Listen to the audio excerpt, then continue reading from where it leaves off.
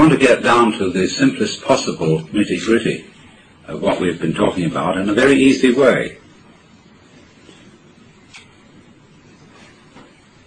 To ask ourselves the question, quite fundamentally, what's all the trouble about? In other words, what is your state of mind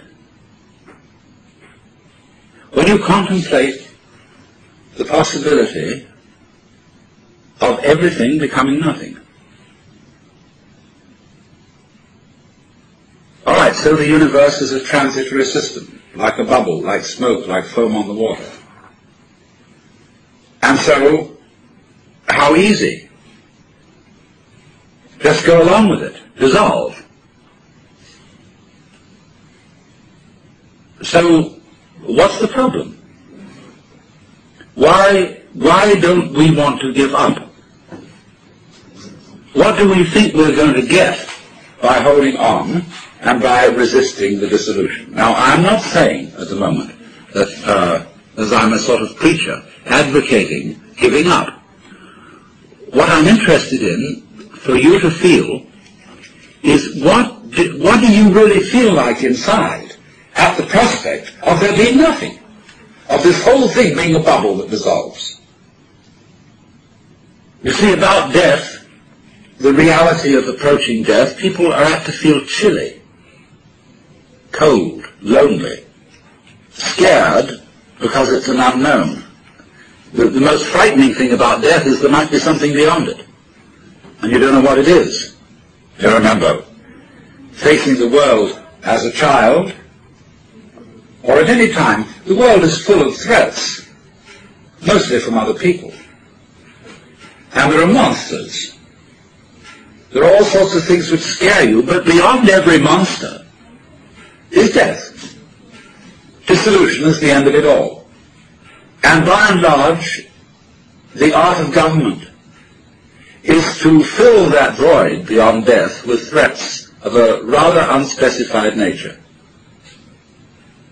so that we can rule people by saying, if you don't do as I tell you, I'll kill you, or you'll kill yourself. And so long as we can be scared of that, and so long as we can be made to think of death as a bad thing, we can be ruled. And that is why no government likes mystics. Because if we define the mystic as the person who is no longer scared of death, because the mystic is, in the simplest possible language, the person who understands that you have to have nothing to have something. So, you can't fundamentally scare the mystic with death. Because, see, well, what end can it all come to? What's all the trouble about? The most it can come to is nothing. I mean, there may be some troubles on the way of resisting this, basically resisting it, because you might say the very cells in your body resist their dissolution. And so, in this resistance, there's an experience called pain, which we've been discussing. But beyond pain is annihilation. Or so it seems, anyway. What will it be like to go to sleep and never wake up? Nobody can think about it.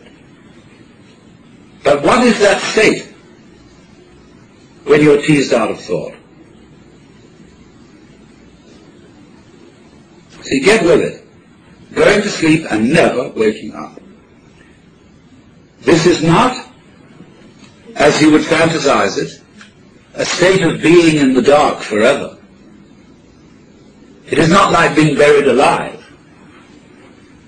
because then there's an experience of darkness.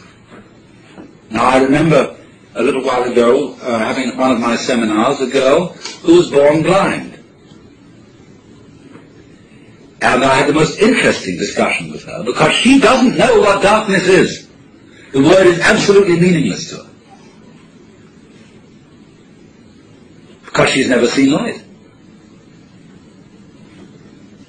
Now, so, when you really think about nothingness, it becomes like what I've often referred to, is how your head looks to your eyes. And behind the eyes you don't see darkness, do you? Right now. You're not aware of a contrast of light here and black there.